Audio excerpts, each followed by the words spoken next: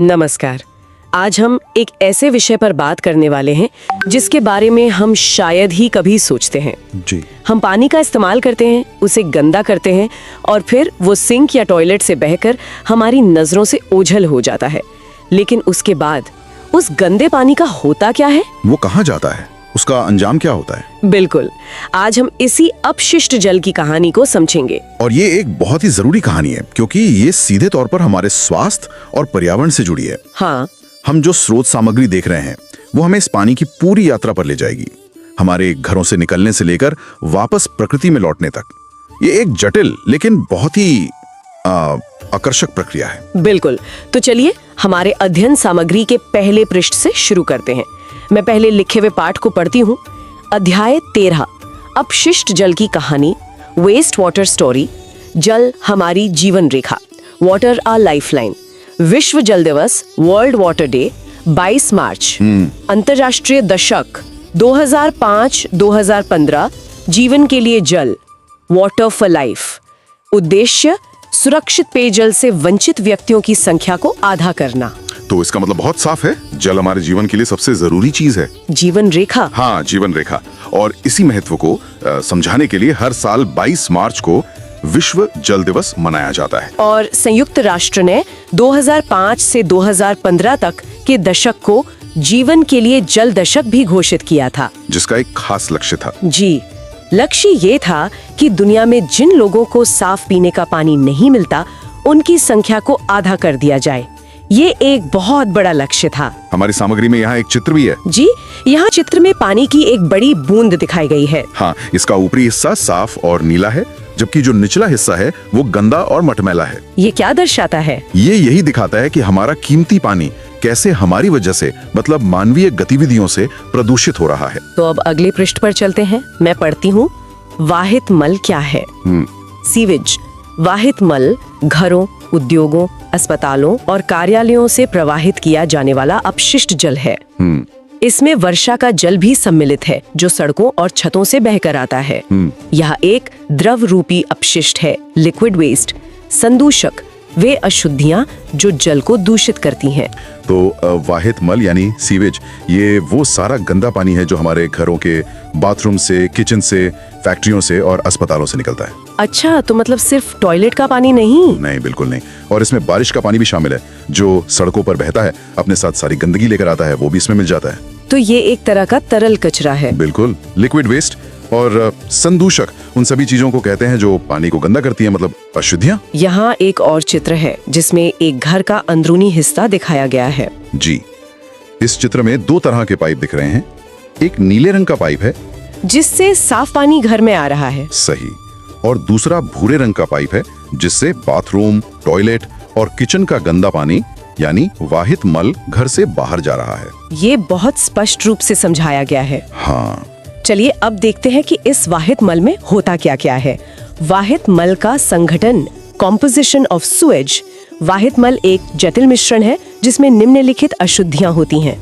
कार्बनिक अशुद्धियां, मानव मल, जैविक अपशिष्ट, तेल, यूरिया यानी मूत्र, पीड़कनाशी, फल, सब्जी का कचरा। तो इसका मतलब है कि गंदे पानी में कई तरह की चीजें मिली होती हैं। कार्बनिक यानी वो कचरा जो जैविक स्रोतों से आता है, जैसे मलमूत्र, तेल, सब्जियों के छिलके। हाँ, बिल्कुल। और दूसरा है अकार्बनिक अशुद्धियां, नाइट्रेट्स, फॉस्फेट्स, धातुएं, मेटल्स। ये रासायनिक पदार्थ हैं, जैसे डिटर्जेंट से फॉस्फेट्स आते हैं, खेतों से नाइट्रेट्स आते हैं। आगे लिखा है पोषक तत्व, फॉस्फोरस और नाइट्रोजन युक्त पदार्थ। जीवाणु, बैक्टीरिया, हैजा, विब्रियो कॉलेरा और टाइफाइड वाले जीवाणु। और यही सबसे खतरनाक हिस्सा है, ये वो बैक्टीरिया है जो बीमारियां फैलाते हैं। आगे है अन्य सूक्ष्म जीव, पेचिश वाले प्रोटोजोआ और अंत में अन्य घुले और निलंबित ठोस पदार्थ। जी, मतलब वो गंदगी जो या तो पानी में घुली हुई है या फिर तैर रही है। ठीक है, तो अब ये गंदा पानी हमारे घरों से निकल तो गया, लेकिन फिर ये जाता कहाँ है? यहीं पर जल शोधन प्रणाली काम आती है। अच्छा, मैं पढ़ती हूँ। जल शोधन प्रणाली, सीवरेज सिस्टम। सीवर, भूमि के अंदर पाइपों का जाल। मल विसर्जन प्रणाली, उद्गम से उपचार संयंत्र तक परिवहन तंत्र। मैनहोल, स्थान सीवर के संधि स्थल पर या मोड़ पर दूरी प्रति 50 मीटर से 60 मीटर पर स्थित। तो ये पूरी प्रणाली गंदे पानी को ट्रीटमेंट प्लांट तक ले जाती है। सीवर मतलब जमीन के नीचे बिछे हुए पाइप। एक पूरा नेटवर्क। हाँ, और इन सभी पाइपों के नेटवर्क को सीवेज सिस्टम कहते हैं। और जो मैन होल हमें सड़कों पर दिखते हैं, वो ढक्कन जैसे, जी, वो हर 50-60 मीटर की दूरी पर या जहाँ पाइप मोड़ते हैं वहाँ बनाए जाते हैं, ताकि जरूरत पड़ने पर पाइपलाइन की सफाई की जा सके। यहाँ चित्र में भी एक शहर का दृश्य है जहाँ सड़क के नीचे बड़े बड़े पाइपों का नेटवर्क दिखाया गया है। बिल्कुल, ये पाइप अलग अलग घरों और इमारतों से गंदे पानी को इकट्ठा करके एक जगह मतलब ट्रीटमेंट प्लांट तक ले जा रहे हैं। तो अब पानी इस वेस्ट वाटर ट्रीटमेंट प्लांट या WWTP तक पहुंच गया है। जी, यहाँ क्या होता है? यहाँ सफाई का काम शुरू होता है, और वो भी कई चरणों में। चलिए पहला चरण देखते हैं। WWTP चरण 1, भौतिक उपचार, फिजिकल ट्रीटमेंट, शलाका छन्ने, बार स्क्रीन्स। अपशिष्ट जल को ऊर्ध्वाधर लगी छड़ों से गुजारा जाता है। क्या अलग होता है?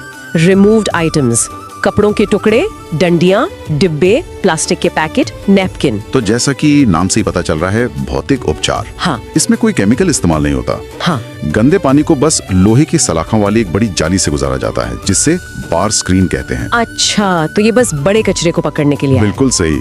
इसका काम है पानी में मौजूद बड़ा बड़ा कचरा जैसे प्लास्टिक, कपड़े, डिब्बे, इन सबको अलग करना, ताकि वो आगे जाकर मशीनों में ना फंसे। चित्र में भी यही दिखाया गया है। गंदा पानी बह रहा है और उसके रास्ते में लोहे की सलाखों की एक दीवार है जो कचरे को रोक रही है। जी बिल्कुल। ठीक है, तो बड़ा कचरा तो निकल गया, अब आगे क्या? अब बारी है भारी कचरे की। मैं पढ़ती हूँ। WWTP चरण 2, ग्रिट और बालू हटाना। ग्रिट और बालू अलग करने की टैंकी। नियम: जल के प्रवाह की गति को कम लो स्पीड किया जाता है ताकि भारी कण पेंदी में बैठ सके। बालू, ग्रिट, कंकड़, पत्थर। तो दूसरे चरण में पानी को एक बड़ी टंकी में भेजा जाता है, और यहाँ एक बहुत साधारण सा विज्ञान का नियम काम करता है। वो क्या? पानी के बहने की रफ्तार को बहुत धीमा कर दिया जाता है। उससे क्या होता है?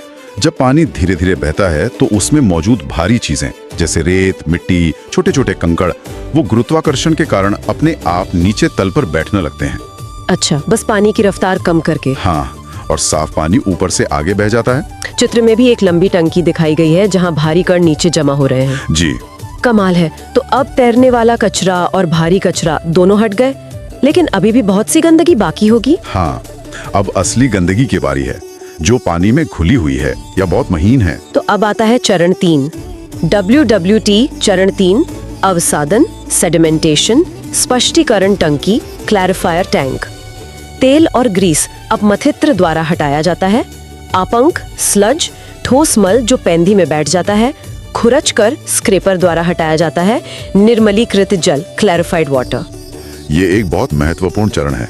पानी को अब एक बहुत बड़ी गोल टंकी में रखा जाता है, जिसे क्लैरिफायर कहते हैं। और यहाँ पानी को कुछ देर शांत छोड़ देते हैं। बिल्कुल, कुछ घंटों के लिए। इससे दो चीजें होती हैं। एक, जो ठोस गंदगी है जैसे मल, वो भारी होकर धीरे धीरे नीचे बैठ जाती है, इसे कहते हैं आपंक या स्लज। और दूसरी चीज? दूसरी, जो तेल और ग्रीस जैसी हल्की चीजें हैं, वो पानी के ऊपर तैरने लगती हैं। अच्छा, तो हमारे पास ऊपर तेल की परत है और नीचे स्लज का ढेर। इन्हें हटाते कैसे हैं? ऊपर तैरते तेल को एक स्किमर नाम की मशीन से हटा लिया जाता है, और नीचे जो स्लज जमा हुआ है उसे एक घूमने वाले स्क्रैपर से खुरच कर निकाल लेते हैं। और बीच में जो पानी बचता है? वो पहले से काफी साफ होता है, उसे निर्मलीकृत जल कहते हैं। यहाँ चित्र में भी एक बड़ी गोल टंकी है जिसमें स्किमर और स्क्रैपर दोनों लगे हुए हैं। जी, ये पूरी प्रक्रिया को दिखाता है। अब ये जो आपंक या स्लज इकट्ठा हुआ, जो सुनने में ही काफी गंदा लगता है, इसका क्या करते हैं? यहीं पर यह प्रक्रिया सबसे दिलचस्प हो जाती है। हम इस कचरे को फेंकते नहीं हैं, तो फिर हम इससे कुछ काम की चीज बनाते हैं। मैं पढ़ती हूँ। आपंक का उपचार, ये चरण 3 से निकला हुआ ठोस कचरा है। आपंक को एक पृथक टंकी में भेजा जाता है। अवायवीय जीवाणु ये ऑक्सीजन की अनुपस्थिति में मल का अपघटन करते हैं। इससे बायोगैस और शुष्क आपंक बनता है। तो इस स्लज को एक बंद टंकी में डाला जाता है, जिसे डाइजेस्टर टैंक कहते हैं। और इस टैंक में क्या होता है? इस टैंक में खास तरह के बैक्टीरिया होते हैं, अवायवीय जीवाणु, मतलब जिन्हें ऑक्सीजन की जरूरत नहीं होती। एकदम सही। ये बैक्टीरिया इस कचरे को सड़ाते हैं या कह सकते हैं कि खाते हैं, और इस प्रक्रिया में दो बहुत काम की चीजें बनती हैं। क्या? एक है बायोगैस, जिसका इस्तेमाल ईंधन या बिजली बनाने में हो सकता है। जी, और दूसरा है सूखी खाद, जिसे खेतों में इस्तेमाल किया जा सकता है। वाह, मतलब सबसे गंदे कचरे से ऊर्जा और खाद दोनों। बिल्कुल, यही इस तकनीक की खूबसूरती है। उस स्लज का तो सही इस्तेमाल हो गया। अब उस निर्मलीकृत जल पर वापस आते हैं। वो अब कहाँ जाता है? दिखने में वो पानी साफ हो गया है, लेकिन अभी भी उसमें घुली हुई गंदगी बाकी है। तो अब अगला चरण है जैविक उपचार। हाँ। WWTP चरण 4 जैविक उपचार, बायोलॉजिकल ट्रीटमेंट, वातित्र, एरेटर। इसमें 4 बिंदु हैं। 1, निर्मलीकृत जल में पंप द्वारा वायु एयर गुजारी जाती है। 2, वायवीय जीवाणु एरोबिक बैक्टीरिया, ये ऑक्सीजन की उपस्थिति में बढ़ते हैं। 3, जीवाणु मानव अपशिष्ट, भोजन, साबुन का उपभोग करते हैं। 4, सूक्ष्म जीव नीचे बैठ जाते हैं = सक्रियत आपंक, एक्टिवेटेड स्लज। इसे आसान भाषा में समझते हैं। अब पानी को एक और टैंक में डाला जाता है और उसमें पंप से हवा भरी जाती है। हवा क्यों? क्योंकि इस हवा में होती है ऑक्सीजन, और इस ऑक्सीजन की वजह से पानी में अच्छे बैक्टीरिया पनपते हैं।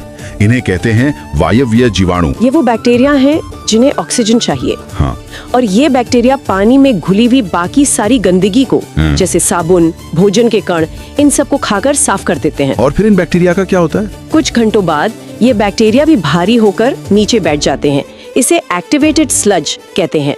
और ऊपर जो पानी बचता है वो अब बहुत ज्यादा साफ होता है। चित्र में एक वातन टंकी दिखाई गई है जिसमें पानी में बुलबुले उठ रहे हैं। जी, ये बुलबुले पंप से डाली जा रही हवा के हैं। तो अब पानी लगभग पूरी तरह से साफ हो चुका है। अब इसका क्या होता है? अब हम अंतिम चरण पर हैं। अंतिम निपटान और रोगाणुनाशन, प्राकृतिक सफाई। जल को समुद्र, नदी या भूमि में विसर्जित किया जाता है। रासायनिक उपचार, केमिकल ट्रीटमेंट। वितरण से पहले पानी को रोगाणु मुक्त करना। क्लोरीन, ओजोन, जल को पीने योग्य बनाने के लिए ये रसायन जरूरी हैं।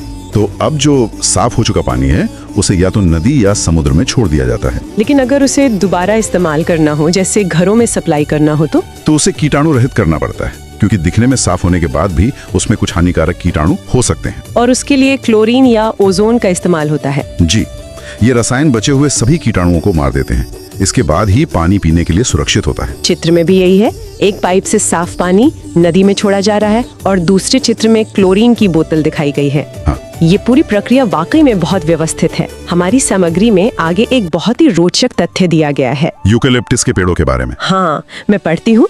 क्या आप जानते हैं, यूकेलिप्टस के वृक्ष वाहित मल संयंत्रों के चारों ओर यूकेलिप्टस के वृक्ष लगाने चाहिए।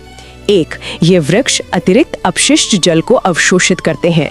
2, ये वायुमंडल में शुद्ध जल वाष्प निर्मुक्त करते हैं। ये एक बेहतरीन उदाहरण है कि कैसे हम प्रकृति की मदद ले सकते हैं। मतलब पेड़ भी पानी साफ कर सकते हैं। हाँ, खास तौर पर यूकेलिप्टस के पेड़, जिन्हें हम सफेदा भी कहते हैं, ये पेड़ बहुत ज्यादा पानी सोखते हैं। अच्छा। तो ये जमीन से गंदे पानी को सोखकर अपनी पत्तियों के जरिए साफ पानी की भाप बनाकर हवा में छोड़ देते हैं। ये तो प्रकृति का अपना वाटर फिल्टर हो गया। बिल्कुल, चित्र में भी यही दिखाया गया है।